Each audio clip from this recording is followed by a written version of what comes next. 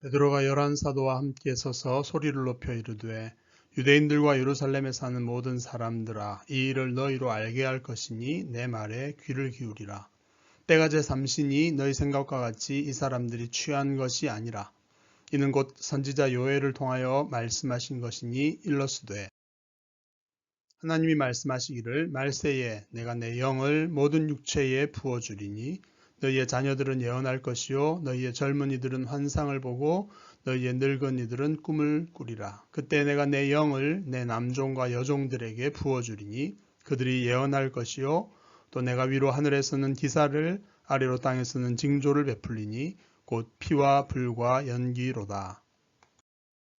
주의 크고 영화로운 날이 이르기 전에 해가 변하여 어두워지고 달이 변하여 피가 되리라. 누구든지 주의 이름을 부르는 자는 구원을 받으리라 하였느니라. 이스라엘 사람들아, 이 말을 들으라. 너희도 아는 바와 같이 하나님께서 나사렛 예수로 큰 권능과 기사와 표적을 너희 가운데서 베푸사 너희 앞에서 그를 증언하셨느니라.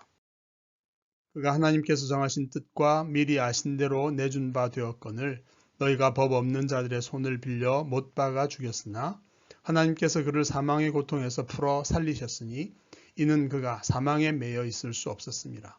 다윗이 그를 가리켜 이르되 내가 항상 내 앞에 계신 주를 배웠으며 나로 요동하지 않게 하기 위하여 그가 내 우편에 계시도다. 그러므로 내 마음이 기뻐하였고 내 혀도 즐거워하였으며 육체도 희망에 거하리니 이는 내 영혼을 음부에 버리지 아니하시며 주의 거룩한 자로 썩음을 당하지 않게 하실 것이미로다. 주께서 생명의 길을 내게 보이셨으니 주 앞에서 내게 기쁨이 충만하게 하시리로다 하였으므로 형제들아, 내가 조상 다윗에 대하여 담대히 말할 수 있노니 다윗이 죽어 장사되어 그 묘가 오늘까지 우리 중에 있도다.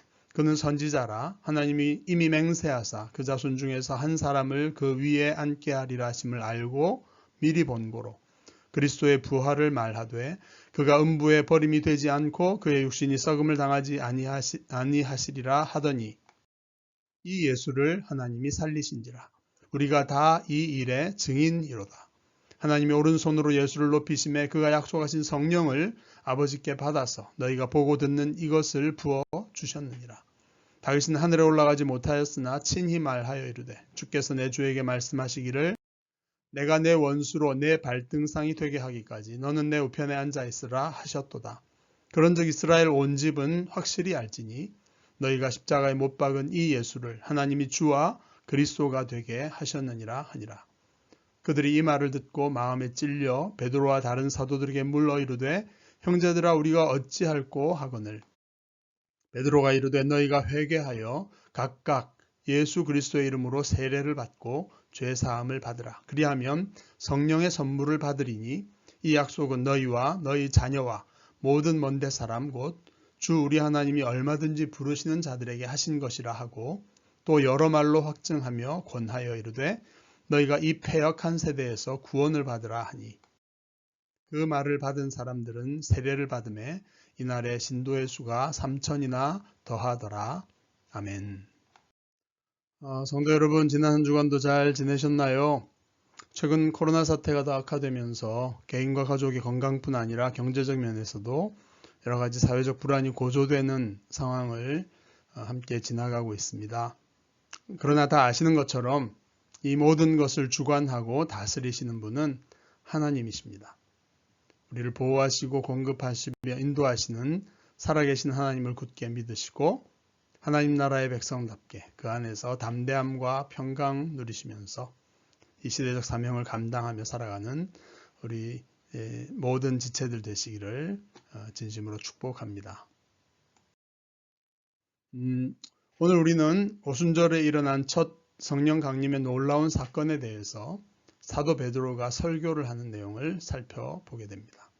오로지 기도에 힘쓰면서 12사도를 중심으로 약속하신 것을 기다리고 있던 제자들의 공동체에 오순절날 드디어 성령께서 강림하셨습니다. 갈릴리 출신의 무리들이 성령 충만해서 천하 각국에서 예루살렘에 와 있는 사람들, 그들 각각의 출신지의 방언으로 하나님을 크게 높이는 말을 선포하는 소리, 그 소리를 듣고 깜짝 놀란 사람들이 이제 질문을 합니다. 이것이 대체 어찌된 일인가? 어떤 이들은 제자들이 새술에 취해서 그런다고 비아냥거리기도 합니다. 이런 현상이 어떻게 일어날 수 있는지 알고 싶어서 그 제자들을 주목하는 사람들, 그 궁금함 앞에 드디어 베드로가 11사도의 지지를 받으면서 서서 소리를 높여 대답을 이렇게 시작합니다. 내가 너희에게 이 일의 전말을 정확하게 알게 할 터이니 내 말에 귀를 기울여라. 지금 시간이 오전 9시경인데 너희 생각처럼 이 사람들이 단체로 술을 마실 시간이 아니다. 이 일은 바로 구약의 선지자 요엘이 예언한 내용이 지금 그대로 여기서 실현된 것일 뿐이다. 베드로는 단도직입적으로 이 현상은 하나님이 그분의 성령을 부어주셔서 일어난 일이라고 선포합니다. 그가 그대로 인용한 요엘서 내용을 들어보십시오. 하나님이 말씀하시기를 마지막 때에 내가 내 영을 모든 육체에게 부어주겠다. 너희 자녀들은 예언을 할 것이고 젊은이들은 환상을 볼 것이며 늙은이들은 꿈을 꾸게 될 것이다. 그때 내가 내 영을 내 남종과 여종들에게 부어줄 것이며 그들은 예언을 할 것이다. 내가 하늘의 기사와 땅의 징조를 베풀 것인데 피와 불과 연기이다. 여호와의 크고 영화로운 날이 이르기 전에 해가 변하여 어두워지고 달이 변하여 피가 될 것이다. 누구든지 주의 이름을 부르는 자는 구원을 받으리라 하였느니라. 요엘서 2장 28에서 32절 말씀입니다.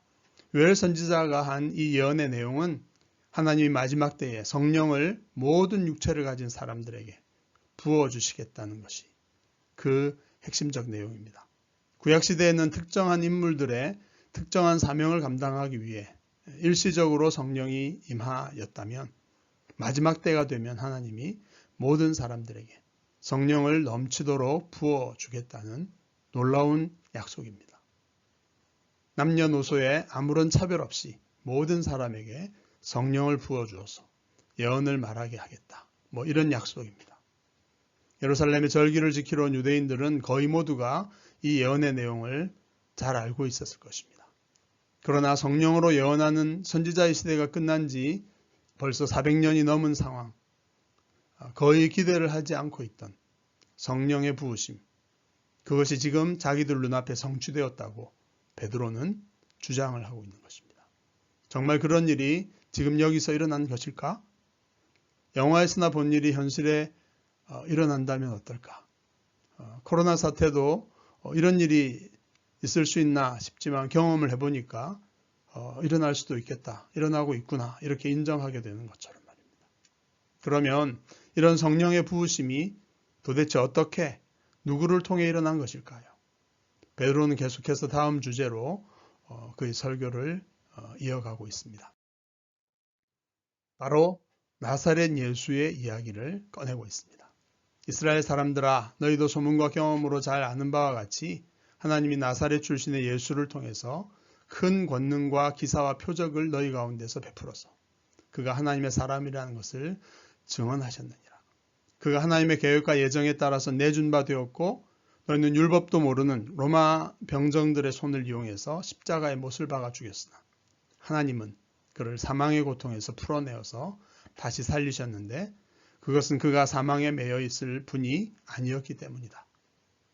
베드로는 그들이 이미 알고 있는 내용을 상기시키면서 예수님의 십자가 죽음 이후에 일어난 부활의 놀라운 사건을 선포하고 그 내용이 구약 성경을 인용해서 입증하는, 그 내용을 입증하는 일을 시작하고 있습니다. 다윗이 시편에서 예언한 내용은 바로 그를 예수를 가리켜 한 말이다. 내가 항상 내 앞에 계신 주를 배웠으며 나로 요동하지 않게 하시려고 그가 내 우편에 계시도다. 그러므로 내가 기쁨과 즐거움 희망에 거하는 것은 그가 내 영혼을 음부에 버리지 않고 주의 거룩한 자를 썩게 버려두지 않을 것이기 때문이다. 시편 16편 8에서 11절에 나오는 시편을 인용합니다. 베드로는 조상 다윗이 아무리 위대해도 그가 죽어서 장사되었고 그의 무덤이 그 예루살렘 성내 실로암 연못 가까운 곳에 지금까지 남아있다라는 사실을 지적해 줍니다. 그러므로 이 시편에서 하나님이 썩지 않게 하실, 그래서 다시 생명을 부여하실 인물은 다윗 자신일 수 없다는 것을 지적합니다. 그것은 다윗의 자손 중 한 사람, 메시아를 다윗이 미리 보고 그의 고백을 예언적으로 노래한, 메시아의 고백을 예언적으로 노래한 것이라는 것을 베드로가 드러내주는 것입니다. 바로 메시아의 부활 사건, 그리스도가 음부에 버림받지 않고 그 육신이 썩지 않게 할 것이라고 하는 시편의 내용 그대로 나사렛 예수를 하나님이 살리셨고 우리가 이 일을 목격한 증인들이다 라고 베드로가 주장하는 것입니다. 바로 하나님이 능력의 오른손으로 무덤에서 예수를 살리고 높이셨기 때문에 예수가 약속한 성령을 아버지 하나님에게서 받아서 부어주셨고 바로 그것을 지금 너희가 보고 듣고 있는 그 사건이 바로 이것이라는 것입니다. 이것은 시편 110편 1절에서 다윗이 다시 예언한 것으로 연결됩니다. 여호와께서 내 주님에게 말씀하시기를 내가 네 원수로 네 발등상이 되게 하기까지 너는 내 우편에 앉아 있으라 하셨도다. 다윗은 결코 하늘에 올라간 적이 없지만 승천한 것이 아니죠. 하늘에 오르신 주님에게 어떤 주님에게 하시는 하나님의 말씀을 듣고서 다윗이 시편을 노래한 것입니다. 바로 예수님의 부활과 승천, 다윗의 후손으로 오신 그 메시아의 부활과 승천이 그 시편 예언의 성취라는 것입니다. 결국 이 성령의 능력으로 하는 제자들의 예언의 말들은 나사렛 예수님이 죽음 이후에 부활과 승천을 통해 메시아 왕과 주님으로서 등극하셨고 그가 약속하신 대로 성령을 자신의 제자들에게 부어주셔서 나타난 현상이라는 것이 바로 베드로의 설명이고 설교이고 주장입니다. 그리고 그것은 무리들이 너무나 잘 알고 있는 시편에서 다윗이 예언한 메시아의 사건이 바로 이 나사렛 예수를 통해 그대로 성취되었다는 것입니다. 그런즉 이스라엘 온 집은 확실히 알아라. 너희가 십자가에 못 박은 이 예수를 하나님이 주와 그리스도가 되게 하셨느니라. 구약의 예언과 자신들의 증언의 근거에서 너무나 논리정연하게 예수님이 메시아라고 하는 사실, 그리고 지금 부활하셔서 성령을 주시면서 통치하고 구원하고 계신다 하는 이 베드로의 설교는 결코 아무도 반박할 수 없는 권위와 능력을 가지고서 선포되었습니다. 이제 그 말을 듣고 마음 깊은 곳에 찔린 무리들은 다시 사도들에게 이렇게 질문을 던지고 있습니다. 형제들아, 우리가 이제 어떻게 해야 하는가? 베드로는 결론적으로 그들이 이제 어떻게 해야 할지를 너무나 명확하게 가르쳐 줍니다. 너희가 회개하여 각각 예수 그리스도의 이름으로 세례를 받아 죄 사함을 받으라. 그러면 성령의 선물을 너희에게도 주실 것이다. 이 약속은 너희와 너희 자녀 그리고 모든 먼 곳에 거주하는 모든 사람에게 주신 것이기 때문이다. 사실 요엘의 예언 내용은 하나님이 성령을 모든 사람에게 차별 없이 주신다고 하였기 때문에 이 베드로의 결론은 매우 성경에 근거한 정확한 내용입니다. 이방인들에게도 또 예수님을 십자가에 못 박게 했던 어떤 극악한 죄악을 저지른 사람도 예외가 되진 않는다는 것입니다. 여기에 너희는 23절 예수를 못 박아 죽게 했다는 그 너희와 같은 너희입니다. 그러나 그들은 그 죄에서 돌아서는 회개를 해야만 합니다.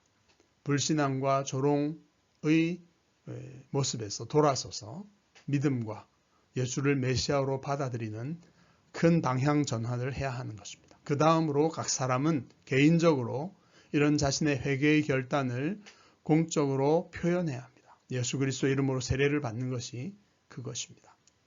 이 세례의 중요성은 개인적이고 내적인 결정, 아무도 볼 수 없죠.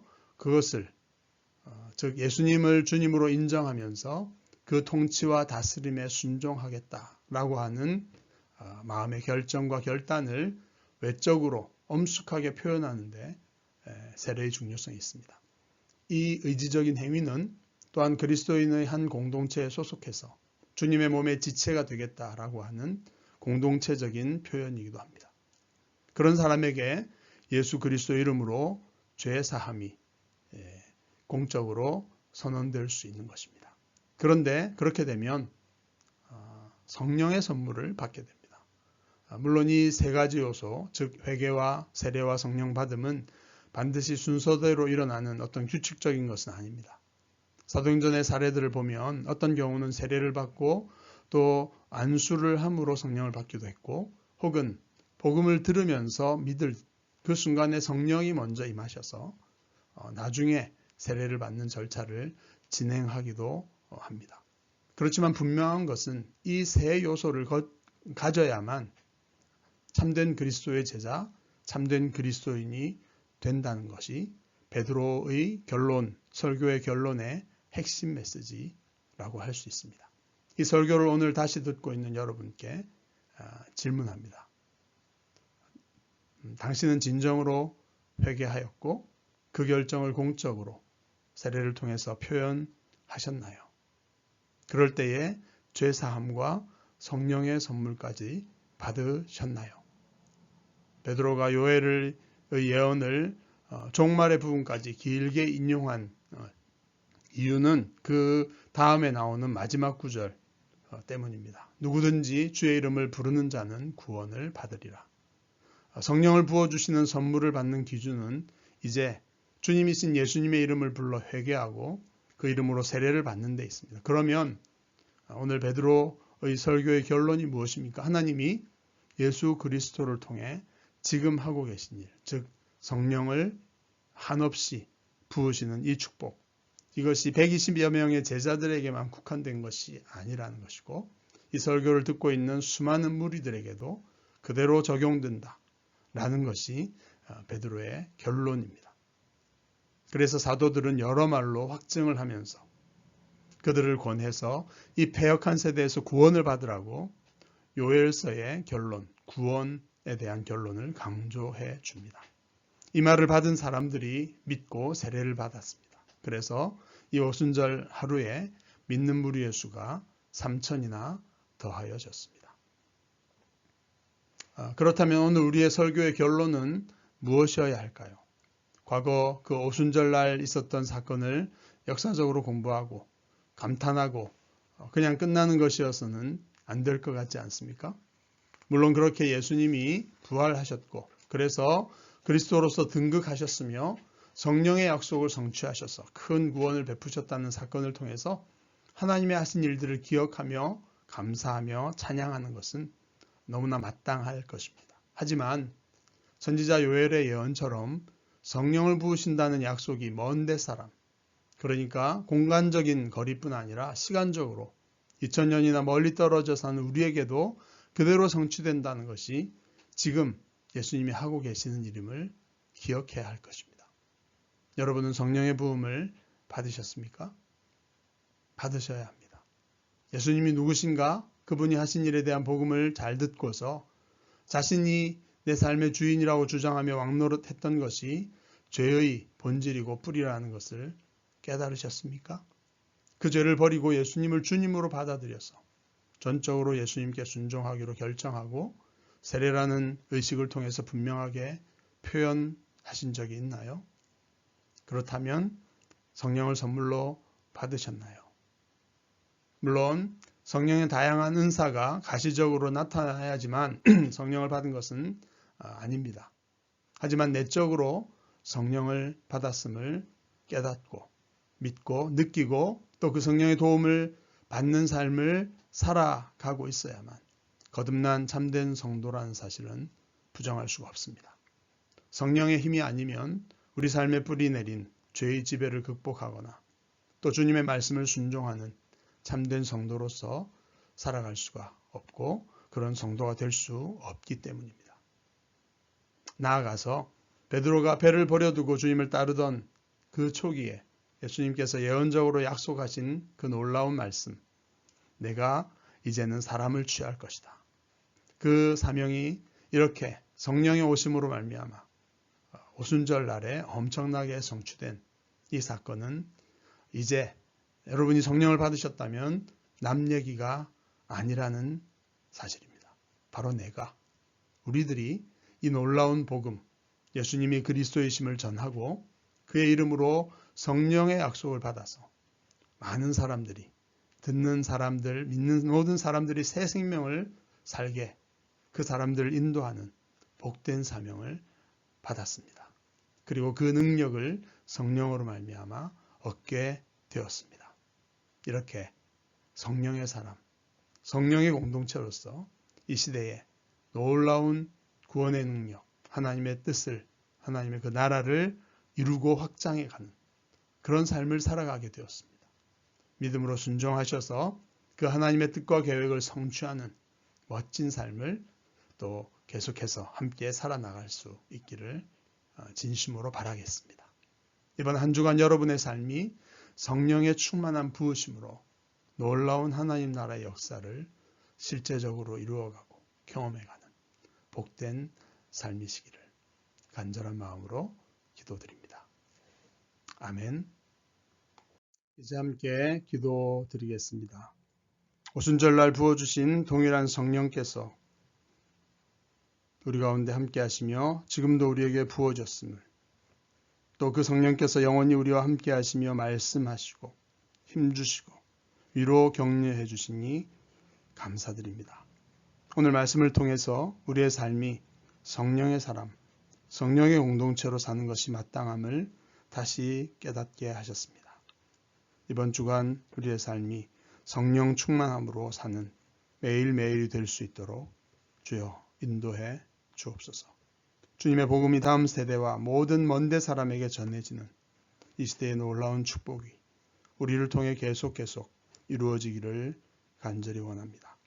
우리를 거기에 맞게 성장시켜 주시고 또 훈련하여 주시고 또 그렇게 사용하여 주시옵소서. 예수 그리스도의 이름으로 간절히 비옵나이다. 아멘.